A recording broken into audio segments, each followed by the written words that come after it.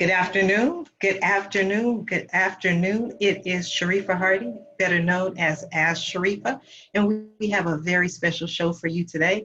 I know this show is going to be a lot of fun because it's discussing one of my favorite topics. We'll get into that a little bit later. But before we go into the show, I'm going to ask you to do what I always ask you to do, and that's to go ahead and share this interview because friends don't let friends miss out on Ask Sharifah. So today's guest is Amy Waterman. And Amy is a specialist in relationships and dating. She's published over a dozen books.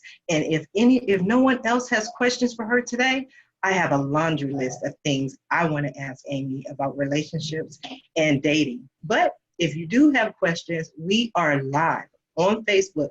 Feel free to ask your questions or place your comments in the comments section below. Good afternoon, Amy. How are you? Hello, Sharifah. Thank you so much for inviting me on. And I want to talk about my favorite topic. My favorite topic is actually pleasure, because what's more pleasurable than love? Yeah. Okay. So say that again. I think I interrupted. No. So what is more pleasurable than love? Like, one of the things we often think about is that love is tough. Love is hard. Love means getting your heart ripped out and people abusing you. I want to, oops, I'm sorry. I think I heard my own echo. But anyway, it's, love is tough. And so my goal is to help women rediscover the pleasure in dating again by starting with their own capacity to experience pleasure. And when we do that, we not only attract love easier, but it's a lot more fun. Wow. How did you get into that? What made you decide to go on that path? So, funny story. So we have to start way, way back. So when I graduated from college, I decided I was going to travel the world and write about it. And I actually worked in agriculture and I was all over the place. Mm-hmm. And as I was out and about, you start thinking about dating in a whole different way. Like when I was a college student, dating kind of felt like it probably does for most Americans. The guys are kind of jerks and it's all a lot of players and it's all how you look and there's a lot of drinking involved, which, and so, but when I started traveling, I realized that dating and relationships is very cultural. And the way I'd experienced it in America was not the way it was everywhere else in the world. And I dated in South America, I dated in Australasia, I dated in Europe, and I had lots of different experiences that really opened my eyes to the fact that so much dating and relationships reflects our belief systems rather than any, natural difference between men and women, natural way dating happens. None of that's true. It's all cultural. And so I was really lucky. I ended up in New Zealand and got to work for a small internet company who said, hey, we need somebody to write books on how to be irresistible to men. Do you want to do it? I was like, of course. They're like, here, you can have, whatever books you want from the library. And so this was back in 2005, long time ago. And so I started then taking all the knowledge I had gained from the cross-cultural side of it, and then started really doing the research. And I'm a former philosophy major, so I really, really like hard research, hard data. And so now, I guess that's been 14 years on. Mm-hmm. Yeah, it's been a long time. And to this day, what I'm astounded at is the research keeps evolving. So I often joke that if anybody is giving you advice that dates before 2010, it's probably outdated. There's a lot of people in this industry telling you the way it's always been and the way it's always going to be. This is how men are. This is how women are. But honestly, this stuff is changing all the time. And now what I really get excited about, because I'm a nerd, is that we used to have agony aunts or ministers or parents giving us dating advice, and it was based on opinions and values. But today, what we have is known as relationship science. If somebody's giving you their opinion and they're basing it on how things are, ignore it. What you want is the hard studies done by amazing researchers. Dr. Eli Finkel is one of them. The Gottman Institute. There's all these people giving us real research about how men and women today mate and love. And that's the stuff we want to be listening to. Okay, that's very interesting. Men today mate, women and men today mate, and they do love. many people feel that the divorce rate is just out of this world. I mean, when you say it's like smiling and happy, the results say, the statistics show that people want to date, they want to be happy, they want to be in love. But yet, I would, look at the other side that many people fear, most people are divorcing these days. Well, I don't know. Maybe that's a generalization. That's why I don't know.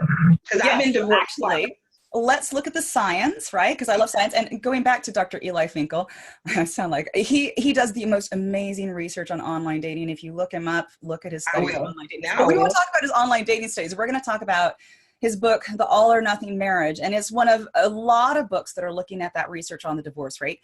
So the divorce rate really kind of exploded once we had the no-fault divorce laws, but a lot of that was correcting for the fact that people had been stuck in marriages that were unhealthy and unhappy because they couldn't financially afford to get out of them. Once the divorce laws equalized, there was a lot of people getting out of marriages that they probably should have never got into in the first place, so it went up. But this is the wonderful thing, it's going down now.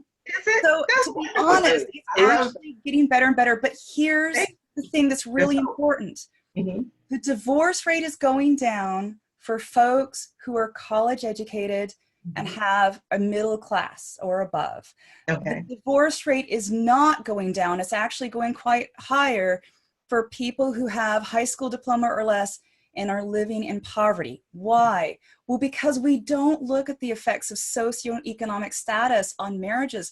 When you are struggling to survive, when a lot of the men in your community are in jail or on drugs, that stress puts enormous pressure on a marriage. And unfortunately, women are the ones who are bearing the burden. We're the ones holding the families together, while unfortunately the men are really sometimes they're struggling to find jobs in a lot of communities. So there's a breakdown. There's a lot of people in that socioeconomic layer that are saying, I can't afford to get married, because if I get married and this guy loses his job or stops working, I'm going to have to not only support him, but any kids we have, I'm going to have to support them.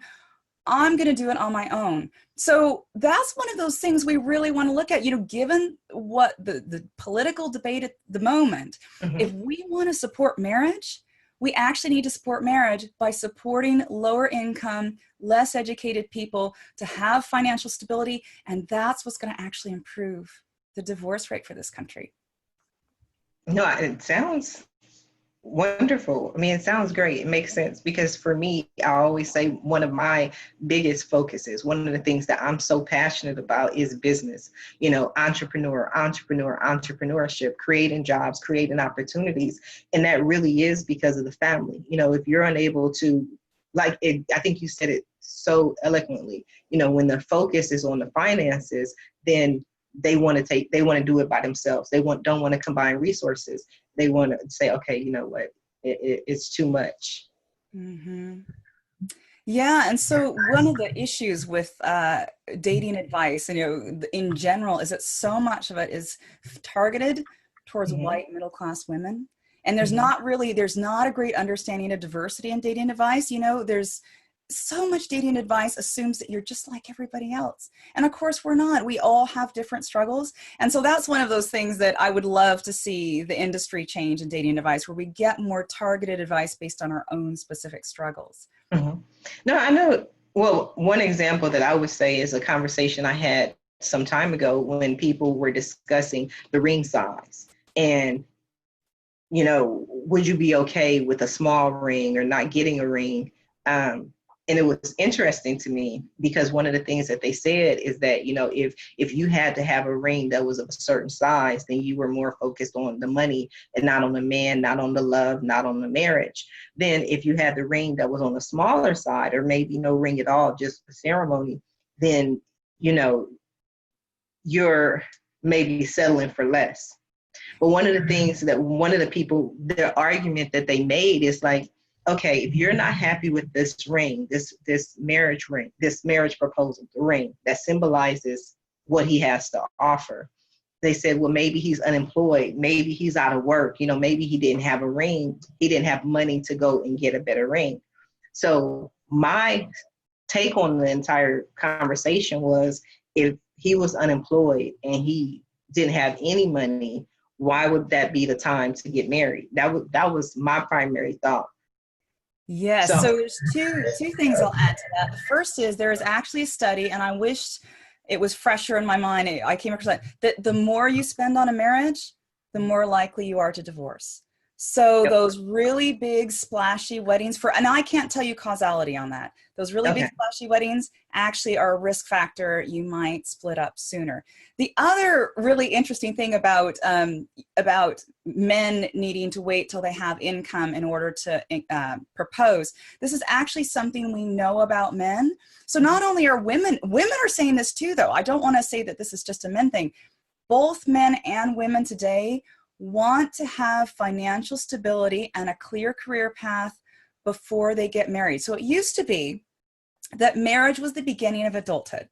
So like you went to school, you finished school, and then how many people, you got your Mrs. degree and you married someone from college, and boom, that was the beginning of your adult life. Right. Today, we're actually seeing marriage as something that caps the end of a successful young adulthood. So you got to finish your education. And if you're doing a PhD, it's going to take a while. You want to get established in a career. You want to be financially sound. And then finally, you're ready to get married. And again, this is men and women. So this is why we're seeing the average age of marriage getting pushed back and pushed back. I think it's about 28 right now, which is a great thing, because one of the other things we know statistically is when you're older, if you get married when you're a bit older, your marriage is more likely to last. And so I think it can only be good if we postpone marriage a little bit until everybody's sound. And again, you're going to have less stress in your marriage if your education is finished and you're financially sound. That makes perfect sense. Again, if you are just now tuning in, we are speaking with Amy Waterman, and we are discussing relationships and dating advice. We're also going to talk a little bit about her books. I just want to go ahead and welcome Sabrina, Sherry, Mustafa, a couple of people chatting in the chat room. Sabrina says, these are good points to think about in our society and for norms. And norms, she put in parentheses, what we consider the norm. So thank you for that, Sabrina.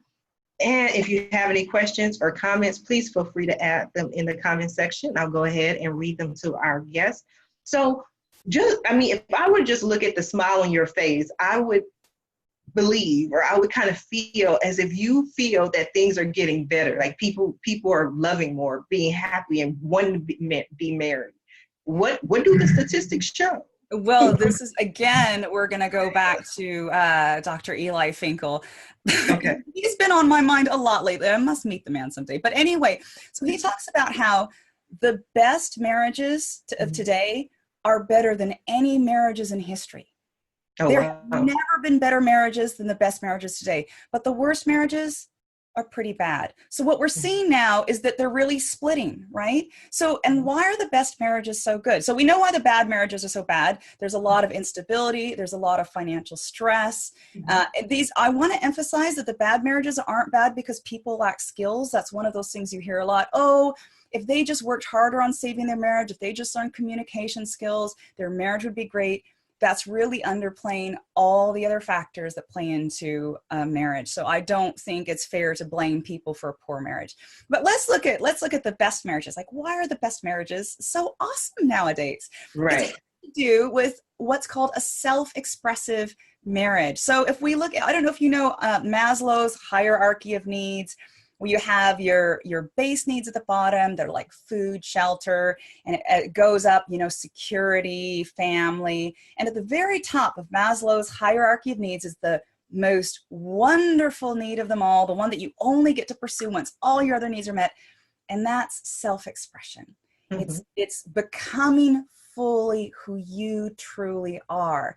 Oh, that's beautiful. Yeah. So what's wonderful about marriage nowadays, and what really is probably one of the hardest things about marriage, is that today we don't just expect our partner to fulfill those bottom needs. Throughout most of history, when you married so that you could have food, shelter, and stability.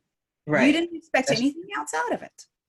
But today we marry because we hope that our spouse will make us more of who we are. With our spouse, we are going to be greater and better and more able to step into this vision of ourselves that we have. And we couldn't have done that when we were single. So obviously that puts a ton of pressure on your partner to really support you in becoming the person that you've always wanted to be. But it also makes really good marriages amazing because you are so much more with your partner than you ever could have been when you were single. That is so, okay. Talk about this book. I want to hear about this book. Do you have the book? Let's see the book. I'm excited now. Yeah, so the funny thing is the book is actually a really hard read. It's called The All or Nothing Marriage. Okay. It's a difficult read. There are some other books one of the books I really recommend for people who are interested in seeing the cultural shifts in marriages, which actually he cites quite a lot in his own book, is Stephanie Kuhn's Marriage: A History. If you read that book, you will completely understand my belief that dating is 100% cultural and temporal. It's based on where we live, and it's based on the time in which we live. All those political circumstances, how society is organized. There's all that stuff that shifts how we date and how we get married, and it's a moment in time. So people who say, I don't like how dating is nowadays, I don't like how marriage is nowadays, it's shifting.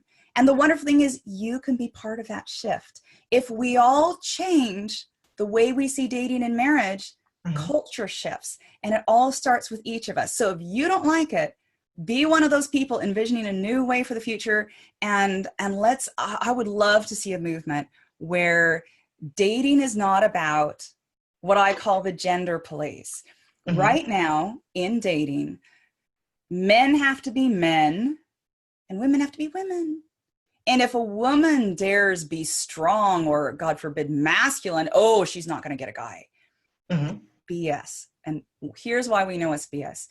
There are tons of studies that show that what's known as psychologically androgynous people with a wonderful balance of masculine and feminine, are happier and healthier and more satisfied in their relationships than masculine men or feminine women. We also know that relationships where there's equal balance of power, where both people negotiate their roles rather than taking a typically masculine or typically feminine role, they're happier and they're much more satisfied. They even have a better sex life than marriages in which the man does the man things and the woman does the woman things.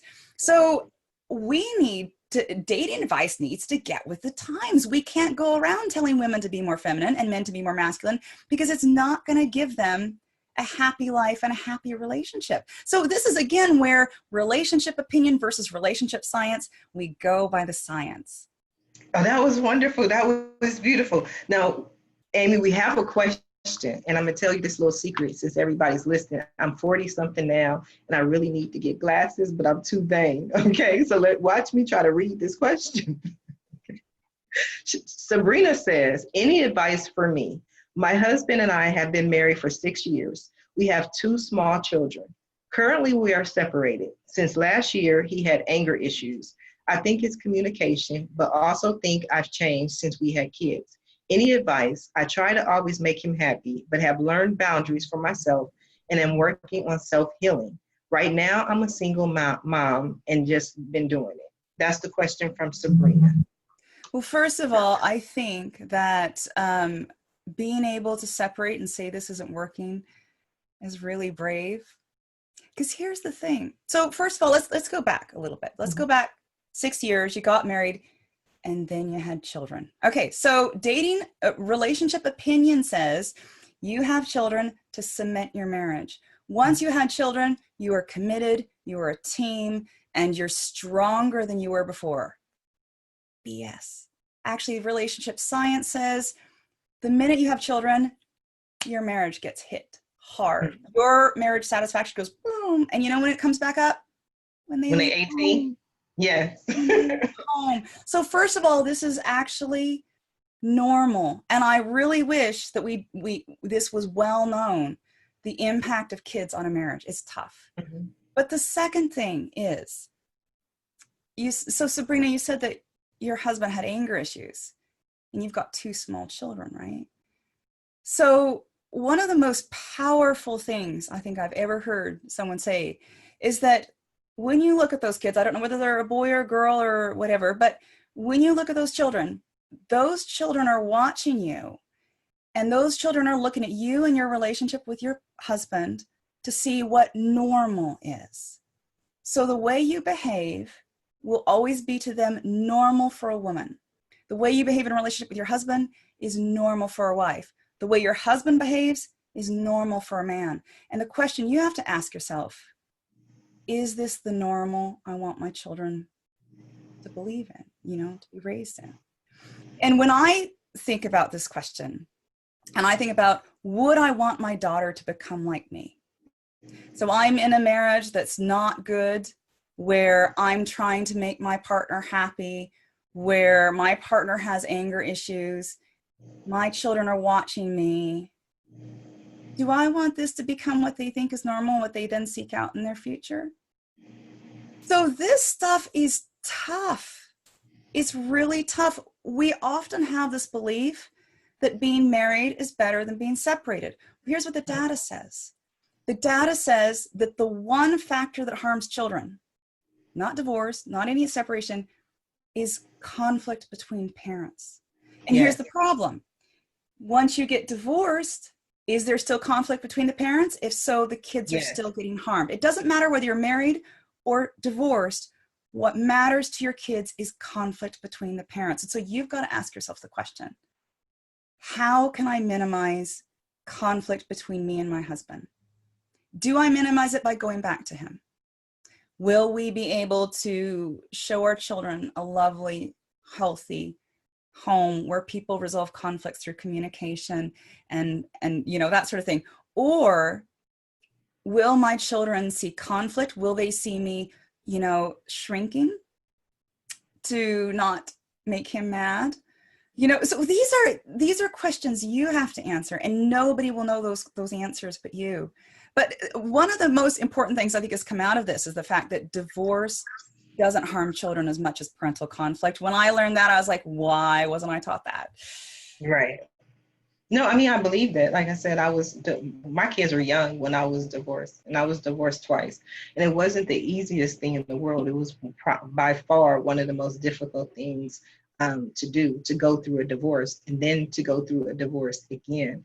But my focus was always what's in the best interest of the children, and being a single mom for that period of time, you have to take that time, I believe, because it is a lot of fighting and arguing. And it can be, let me just say that in my situations it was. And to me, that wasn't healthy, because I grew up in a household where it was very normal to yell and scream and holler and curse. And, it was just, but many people still to this day consider that normal. You know what I mean? That's just normal. That's how people are. That's just how people talk, and it's interesting because, I have family from the East Coast and family from the West Coast, then you have these little, my dad's from Brooklyn, it's kind of normal for the people to be yelling or different things from the apartment. So it's just like, life can be normal,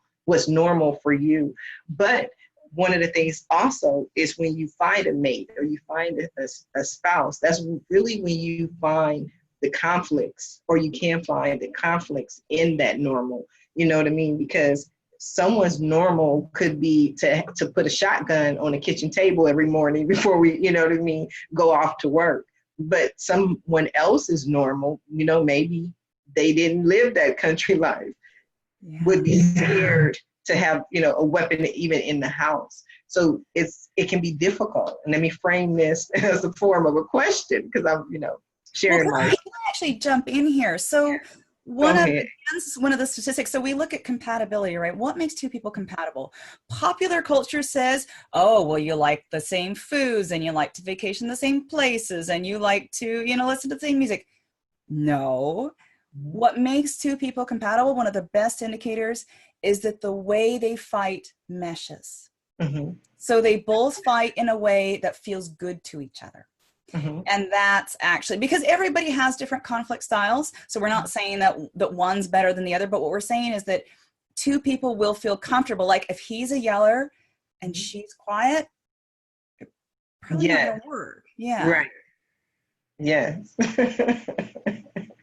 You are good at this stuff. Sabrina has been thanking you the entire time.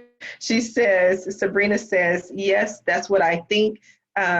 She said, it's the norm to yell in my parents' house. And she just gave a lot of hearts and the hands folded. We got some hearts in here. Thank you for Nakia Brown for joining us. We are discussing relationship and dating advice from Amy Waterman. So this is my question for you, Miss Lady. When people come to see you, this is my marketing question I have to ask, because I get clients and I get referrals, but the majority of the people come to me and they say, you know what, I really don't even know what you do, but Amy said to call you. And I speak to the person, and during the course of that conversation, I determined, okay, that's why Amy said, Ask Sharifah. It would seem the knowledge and the information that you have on relationships and dating, which is all new to me, you have plenty of people contacting you and calling you for relationship advice. Well, crazily enough, I have had a very interesting life. I've been very peripatetic, lived in a lot of different countries in the last bit. And so really what I have focused on is actually doing the research and then presenting it to people. So, you know, if you come on to my Facebook, you watch one of my YouTube videos, you comment, I love answering questions. So you guys probably can find my link to my YouTube channel, maybe in the show notes. Come and ask me there and make it a public discussion, because one of the things I think is challenging with like one-on-one coaching is that what happens in one-on-one coaching needs to be private and it stays private. But my goal is not to necessarily help individual people with their issues. My goal is to change culture, and to change culture by informing as many people as possible. And so that's why you're going to see me, you know, all over social media, just like Sharifah, and answering your questions on social media, because I want this to be a public conversation. We need to change the way we love in this country. Okay, but what about online dating? Permission to do it. Discuss that for me, online dating, because I'm a huge fan of online dating. I'm online dating fan number one, but there are so many people who feel they would never do online dating. What are your thoughts on that? And, okay, and so please, there's a really easy way to succeed in online. Super easy way. So one of the problems with online dating is the gender police are at work again, right? Women go on online dating and they expect men to message them. They'll like a man or they'll wink at him, but he's got to make the first move. Is that what it is? No, because when I stop it, ladies. So we need to start messaging men. And here's how we do it. So there's a lot of information on messages that work. Another bad piece of online dating advice is if you're going to message someone for the first time, you need to read their profile carefully and write a customized message that shows that you actually have read their profile. No. So what we need to be doing is we need to write a really great first message that really reflects who we are and what we want. Keep it to, and this is gonna be hard, 40 to 60 characters. It's not word, characters. And if you really can't do it, you can go up to 100, but try not to do any more than that. Keep it short. Maybe you could have, say hello and his name and maybe something about him in the beginning. Then send it to as many men as possible. So here's the thing about ladies. This is the problem with us. Because we have listened to the gender police for so long, we have put ourselves in a passive role in dating. So we can flirt with the guy, but he's the one who's got to come over and talk to us. So we give ourselves the power to choose a man, but we never put ourselves out there for rejection. How often do you see women in clubs going up and striking up a conversation with a guy? If we started doing that, not only would our success rate go up because we'd be meeting more men and would be meeting the men we want. You know how frustrating it is to flirt with a guy all night, to give him the eye, to walk past him, and he never notices you? Well, that's on you, because it's not his job to notice you, your job to talk to him. Yes. But here's the problem, ladies. Once we start putting ourselves out there, making the first move, approaching men, sending the first message, we're going to start learning the same lesson that men have been learning for decades. And that lesson is we're going to get rejected more than we get accepted. Right. Men are used to that. Men have, they have to work at it. It does take a little bit of work, but they're used to going up, talking to women, and it doesn't work out, doesn't affect their self-esteem. So I want to make this a broader argument here. Sheryl Sandberg, the author of Lean In, talks about how women will look at a job opening and they will have like 90% of the qualifications and think, well, I don't have the last 10%, so I'd better not apply. Man will look at that same job opening. He'll have 20% of the qualifications. He'll be like, yeah, that's the job for me. And he'll apply. So again, this is a cultural thing here. A man will apply, and if he gets rejected, so a woman will apply, and if she gets rejected, she'll think, it's me. They don't like me. Something's wrong with me. We got to stop that. And the way we stop that is by making the first move, by putting ourselves out there, even if we don't think we'll get accepted, and noticing that rejection won't kill us. And it's that same way with online dating. When you send like all these messages to these guys, maybe expect 20% of them to reply to you. That's 1 in 5. Like, that's not good. And that may not feel good to you. That's normal. And it's okay. Because if you send out 100 messages and you get 20 back, your success rate is still better than if you had sent out no messages at all and just waited for men to contact you. You know, Amy, I have not heard or had many people say that. I'm just sitting up here cheering, because when I was on the online dating sites, my friends called me 50 First Dates. That was their nickname for me, because I would line up dates all week and on the weekend, and I would just go out. And people was like, how did you do that? How could you do that? I was like, because I went out with a clear intention. My intention was to simply have fun and not to find the one or my soulmate or anything, just to get out the house. I was, going through it. Let's get out the house. Let's have some fun. Meet new people.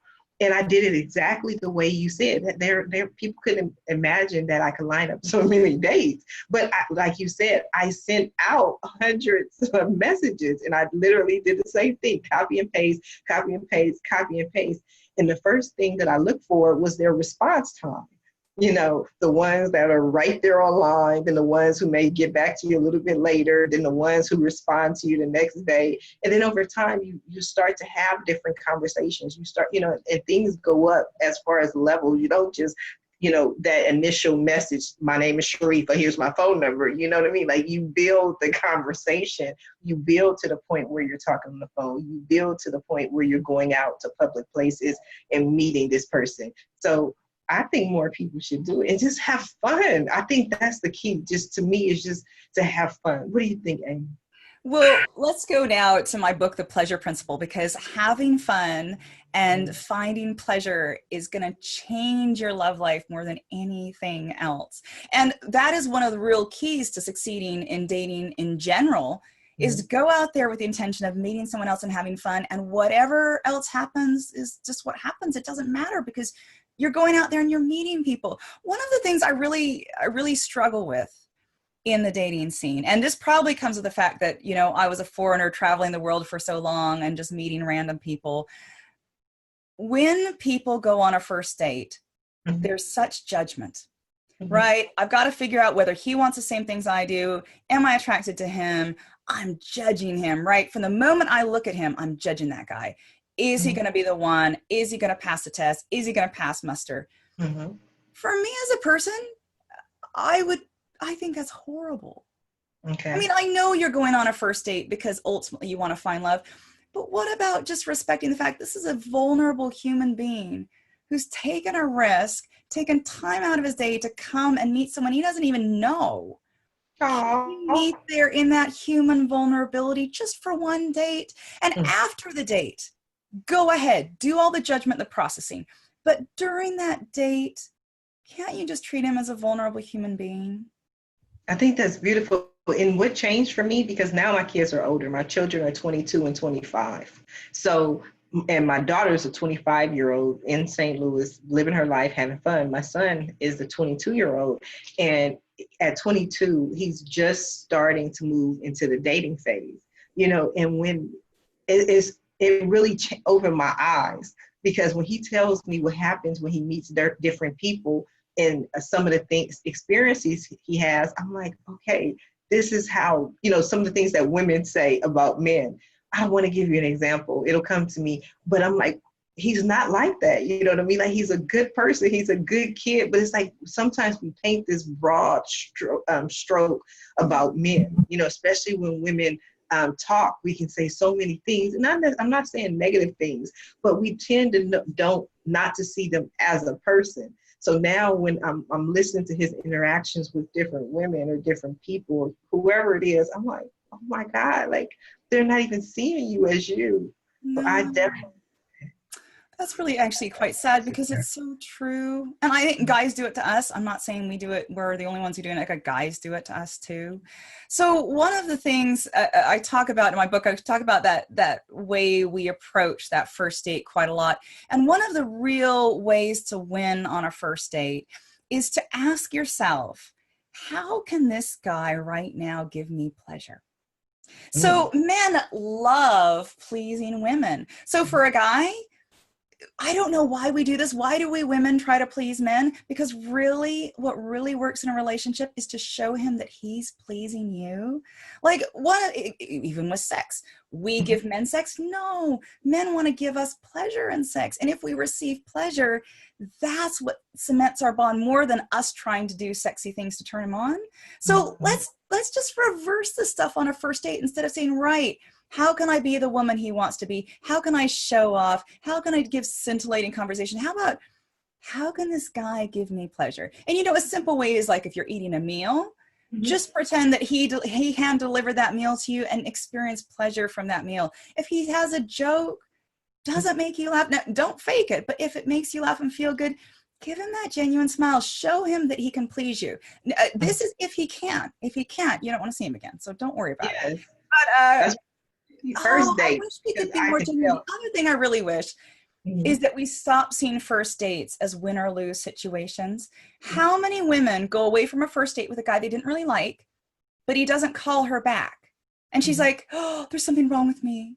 You know, he didn't call me back. Oh, woe is me. What did I do wrong? You didn't like the guy anyway. Right. But that's why I have, like I was saying, the 51st dates, because I didn't have to go out with 18 dates with somebody in order to figure out if I saw a relationship with them, you know. And I didn't like to add like a whole bunch of friends. I just want to meet them, see if they're a nice guy. You never know, because I've had other opportunities just from meeting people, you know, introducing people, not just, you know, he, like I said, going to be the one or your soulmate or something like that. So I think definitely people need this information. And again, where can people find your ebook, your book? So if you go to yourbrilliance.com, you're going to find my whole, it's an amazing site. It's got tons of different stuff in it. You can find my book on it. You can find tons of articles by me. You can find lots of social media content. And our goal is to help women live their most brilliant life. So it's not just dating and relationships. That's part of it. But it's about how we can really enjoy our lives so much more, because when we're feeling pleasure and when we're enjoying ourselves, everything's easier. And that goes for career, that goes for health, that goes for our kids, and that goes for love. Oh, wow. You have been amazing, Amy. Now, we are coming down to the last few minutes of the show. And what I like to do at the end of every show is just allow our guests the opportunity to speak to our viewers, the ones watching live right now. And I want to say welcome to Seskia and Daniel, who just popped in here, but the ones also watching in the archives. Let them know what you want them to take away from your interview. If everything's hard and everything's difficult and everything makes you feel bad about yourself and like it's never going to work, then don't blame the external circumstances. Start asking yourself how you can give yourself what you need, right? We wait for guys to give us love. What if we gave ourselves the kind of love we were waiting for guys to give us? Like, why are we waiting for guys to take us out to dinner, for guys to take us on vacation, for guys to buy us jewelry and chocolates? Why can't we take ownership of our own pleasure and give ourselves the pleasure we're expecting from others? And once you do that, and you're not waiting for other people to make you happy and to give you that smile, everything becomes easy and fun. Okay, I was going to end this, but I just have to ask, you caught my attention too much. the part where you said about the flowers and for him to do these different things, but don't we as women still want those things? Or, I mean, is that like out too? Well, once you give yourself flowers, a Mm-hmm. guy sees you like flowers and he'll start giving you flowers. This is it. When you start giving yourself the things you want from a man, Oh, that was good. I missed he's that. like, damn, that girl likes jewelry. Damn, that girl likes chocolate. He knows, and then he can give it to you. But you gotta start out by surrounding yourself with what you want. Good. Yes, I love it. I love it. That right there, that was a gem. That was something I'm definitely gonna, you know, I think I'm about to order me some flowers right now. Amy, you're wonderful, wonderful, wonderful. What's your website address again, please? Yourbrilliance.com. And if anybody wants to get a sneak peek of my book, you can go to yourbrilliance.com/free-gift. I love it. I definitely love free gifts. So thank you for being a guest on today's episode of Ask Sharifah Videocast. Thanks, Sharifah. You are so welcome. I want to thank everyone for tuning in. Sabrina, for your wonderful questions and your support during the show. Everyone who popped by. I want to definitely thank our sponsor, Fireball Approves. If you're looking for any rental apartment, any vacation, travel rental, you definitely want to make sure it's an actual legitimate listing. But don't just guess. Visit fireballapproves.com.